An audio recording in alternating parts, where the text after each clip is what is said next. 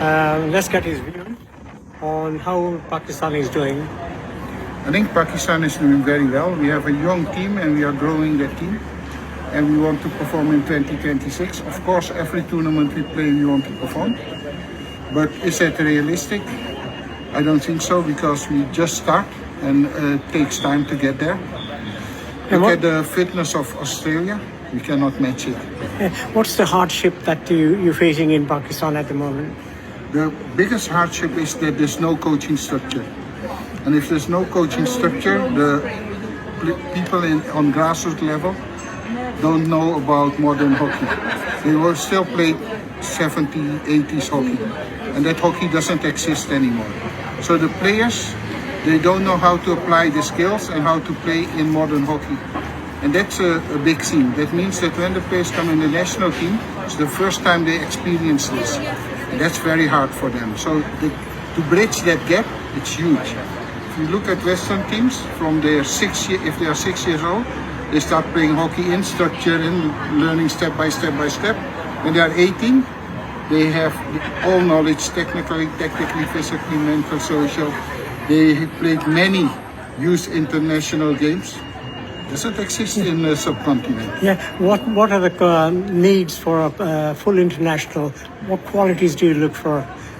Well, for the real international, the ability to accelerate, the good first touch, quick decision making, very strong in dealing with disappointments, and willing to sacrifice for the team. Those 5 issues, if one player has that, he's my king.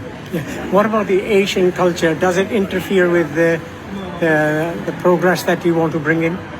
Yes, it does, because in Asia, all credits goes to the goal scorer, and it's all about touching. It's about running. As soon as someone gets a ball, he gets the order from the whole stadium to run. So passing is not rewarded. If you are a good defender, nobody will ever think that you're a good player. But the best player in the world is Arthur van Doren, many times, and he's defending.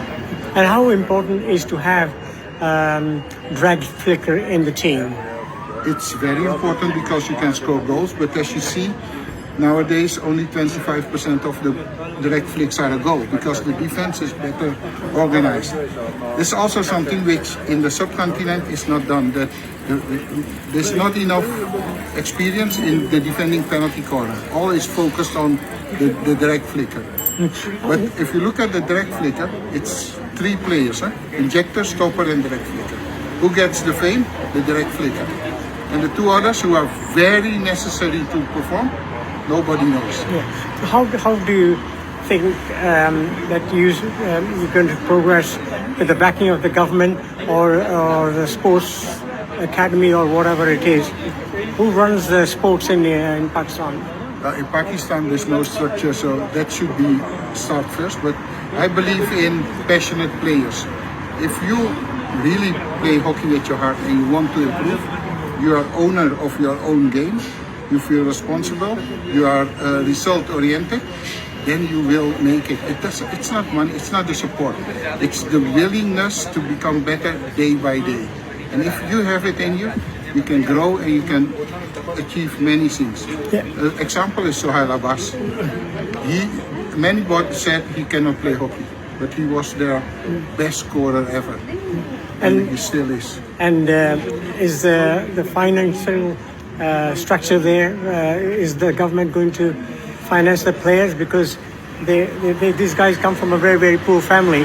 They need to eat, they need to look after their families. And how are you going to encourage that, or how are you going to get the money from the government to give to the players? This is again an ethical and a political question, because I think that the government should not support that.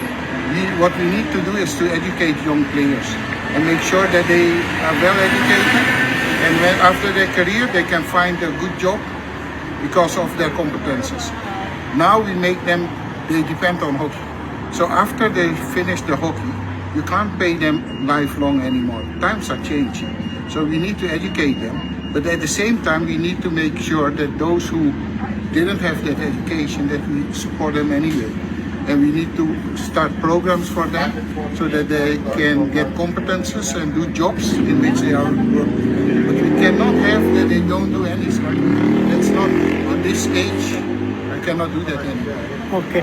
Thank you very much for your time, and we'll talk again and get some more expert.